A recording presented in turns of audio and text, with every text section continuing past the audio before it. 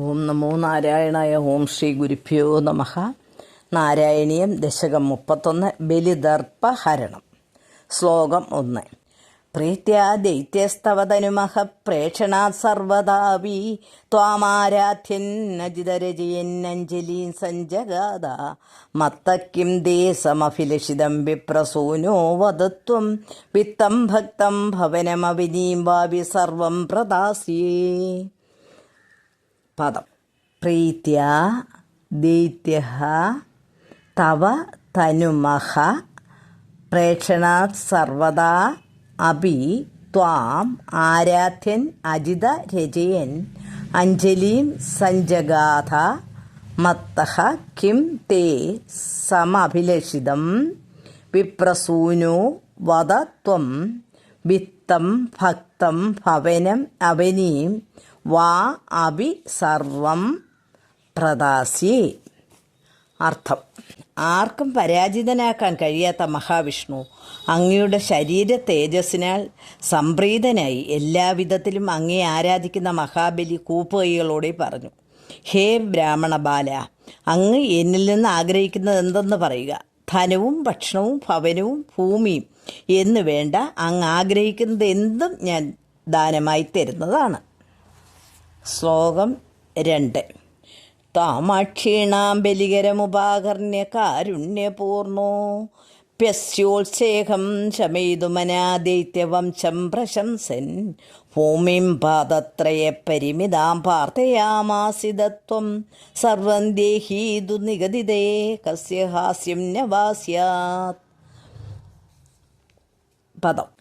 താം അക്ഷീണ ബലികിരം ഉപാകർണ്യ കാരുണ്യപൂർണഃ അപി അസ്യ ഉത്സേഹം ശമയിതുമനാഃ ദൈത്യവംശം പ്രശംസൻ ഭൂമിം പാദത്രയ പരിമിതാം പ്രാർത്ഥയാ ആസിതത്വം സർവം ദേഹി ഇതി തു നിഗദിതേ കസ്യ ഹാസ്യം ന വാ സ്യാത്. അർത്ഥം: മഹാബലി ദൃഢമായി പറഞ്ഞ ഈ വാക്കുകേട്ട് അവനിൽ കാരുണ്യമുള്ളവനെങ്കിലും ഗർവം കുറയ്ക്കാൻ ആഗ്രഹിച്ചിരുന്ന അങ്ങ് 3 കാൽച്ചുവട് കൊണ്ട് അളക്കാവുന്ന ഭൂമിയെ ദാനമായി അപേക്ഷിച്ചു. സർവവും തരിക എന്ന് പറയുന്നവന് എല്ലാവരുടെയും മുൻപിൽ പരിഹാസപാത്രമായി തീരുന്നു. ശ്ലോകം 3.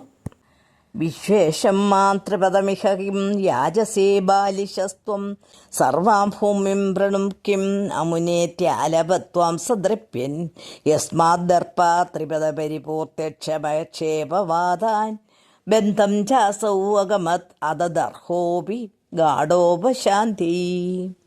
പദം. വിശ്വ ഈശം മാം ത്രിപദം ഇഹ കിം യാജസേ ബാലിശഃ ത്വം സർവാം ഭൂമിം വൃണു കിം അമുനാ ഇതി ആലപത്വാം സദൃപ്യൻ യസ്മാത് ദർപ്പാത് ത്രിപദ പരിപൂർത്തി അക്ഷമഃ ക്ഷേപവാദാൻ ബന്ധം ച അസൗ അഗമത് അതദർഹഃ അഭി ഗാഢ ഉപശാന്തി. അർത്ഥം: ത്രിലോകാധിപതിയായ എന്നോട് 3 കാൽച്ചുവട് മണ്ണ് യാചിക്കുന്നത് എന്താണ്? അങ്ങയുടെ ബുദ്ധി ബാലിശമാണ്. 3 കാൽച്ചുവട് കൊണ്ട് എന്ത് പ്രയോജനം? ഭൂമി മുഴുവൻ യാചിക്കുക എന്ന അഹങ്കാരിയായ മഹാബലി അങ്ങയോട് പറഞ്ഞു. ഈ അഹങ്കാര നിമിത്തം അർഹതയില്ലാതിരുന്നിട്ട് പോലും 3 കാൽച്ചുവട് ഭൂമി പരിപൂർണമായി നൽകാൻ കഴിയാതിരുന്ന ബലിക്ക് നിന്ദ നിറഞ്ഞ വാക്കുകളും ബന്ധനവും അഹങ്കാര ശമനത്തിനായി സഹിക്കേണ്ടി വന്നു. ശ്ലോകം 4.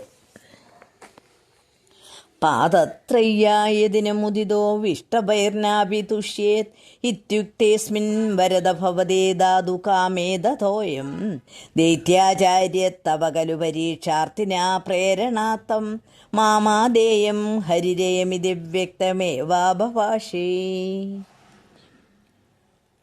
പദം. പാദത്രയ്യ യതിന മുദിതഃ വിഷ്ടപൈ ന അപി തുഷ്യേത് ഇതി ഉക്തേ അസ്മിൻ വരദ ഭവതേ ദാതു കാമേ അത തോയം ദൈത്യ ആചാര്യഃ തവ ഖലു പരീക്ഷാ അർത്ഥിനഃ പ്രേരണാ ത്വം മാ ദേയം ഹരിഃ അയം ഇതി വ്യക്തം ഏവ ആബഭാഷേ. അർത്ഥം: ഹേ വരദായക, 3 കാൽച്ചുവട് കൊണ്ട് സന്തോഷം ലഭിക്കയില്ലെങ്കിൽ 3 ലോകങ്ങളാലും സന്തോഷം അനുഭവപ്പെടുകയില്ല എന്ന അങ്ങയുടെ വാക്കുകേട്ട മഹാബലി ദാനത്തിന് മുമ്പുള്ള ജലദാനത്തിനൊരുങ്ങിയപ്പോൾ അദ്ദേഹത്തെ വീണ്ടും പരീക്ഷിക്കാൻ ആഗ്രഹിക്കുന്ന അങ്ങയുടെ പ്രേരണയാൽ ശുക്രാചാര്യർ ഈ ദാനം നൽകരുത്, ഇദ്ദേഹം മായാവിയായ വിഷ്ണുവാണ് എന്ന് ബലിയോട് വ്യക്തമായി പറഞ്ഞു. ശ്ലോകം 5. യാചത്യേവം യദി സ ഭഗവാൻ പൂർണ്ണകാമോസ്മി സോഹം ദാസ്യാമ്യേവ സ്ഥിരമിതി വദൻ കാവ്യശബ്ദോഭിദൈത്യഃ വിന്ധ്യാവല്യാ നിജദൈതയാ ദത്തപാധ്യായ തുഭ്യം ചിത്രം ചിത്രം സകലമഭി സത്പാർപ്പയത്തോയ പൂർവം. സർവത്ര ഗോവിന്ദനാമ സങ്കീർത്തനം. ഗോവിന്ദ ഗോവിന്ദ. പദം: യാചതി ഏവം യദി സ ഭഗവാൻ പൂർണ്ണകാമഃ അസ്മി സ അഹം ദാസ്യാമി ഏവ സ്ഥിരം ഇതി വദൻ കാവ്യശബ്ദഃ അഭിദൈത്യഃ വിന്ധ്യാവല്യാ നിജദൈതയാ ദത്തപാദ്യായ തുഭ്യം ചിത്രം ചിത്രം സകലം അഭി സ പാർപ്പയത് തോയ പൂർവം.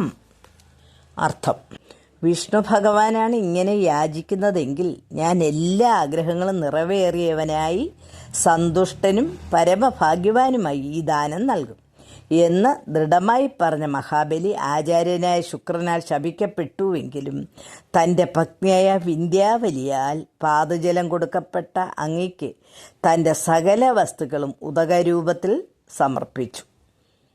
എന്താശ്ചര്യം! സർവത്ര ഗോവിന്ദനാമ സങ്കീർത്തനം. ഗോവിന്ദ ഗോവിന്ദ. ഹരി ഓം തത്സത്.